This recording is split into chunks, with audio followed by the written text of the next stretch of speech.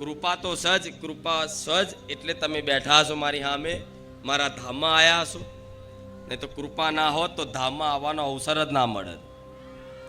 તો આ કૃપા કાયમ માટે રાખવી હોય, શું કાયમ માટે કૃપા રાખવી હોય અને જે આશાઓ લઈને આવ્યો છે આશાઓ પૂરી કરાવી હોય બારે જા ધામમાં, તો બસ મુખે રામ રામ ન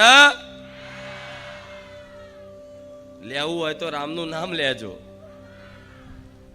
કરવું હોય તો સેવા કરજો, અને મને માતાને આપવું હોય તો ભાવ આપજો, પ્રેમ આલજો. બસ આટલું કર્યું એ ભક્ત મારો પ્રિય બની જશે. મારા વાલા અને પ્રિય બનવા માટે શું કરવું પડશે? એક રામનું નામ, એક પશુ પક્ષીઓની સેવા, અને બીજું મારા નામનું સ્મરણ, પ્રેમ ભાવથી મને માતાને યાદ કરવી પડશે, મને મારી મતલબ ઉપાસના કરવી પડશે. ભક્તિ વગર દેવી શક્તિ ક્યારે કૃપા કરે? ભક્તિ વગર શક્તિ નથી.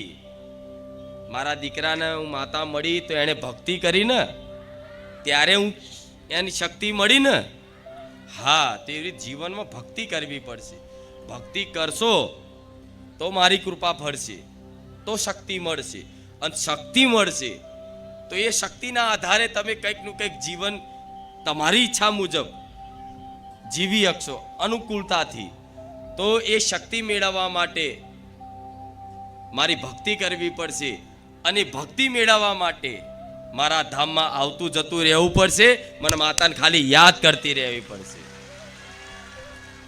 એમ તો ઘણા એવા ભક્તો છે, લાખો હજારો ભક્તો છે મારા, કે જેમને ઓધરો વિશ્વાસ છે મારી પર, મારા એક એક બોલ ઉપર. તેવા વિશ્વાસ વાળાને કહીશ કે આ વિશ્વાસ મેલ્યો છે ને, તો આ વિશ્વાસનું પ્રમાણ એવું જગતમાં મળશે કે તમને જોવા વાળા, તમને બોલવા વાળા, તમને કહેવા વાળા એક દાડો કદાચ મોડા મોંગરી નાખીને જોતા ના રહી જાત મારું નોમ રોમ વારી મેલડી. કૃપા માની એવી હોય. અત્યારે જીવન જે સંઘર્ષમય લાગતું, કઠિન લાગતું, મુશ્કેલ લાગતી, ડગલે ને પગલે તમને દુઃખો ઊભા થતા હોય, એક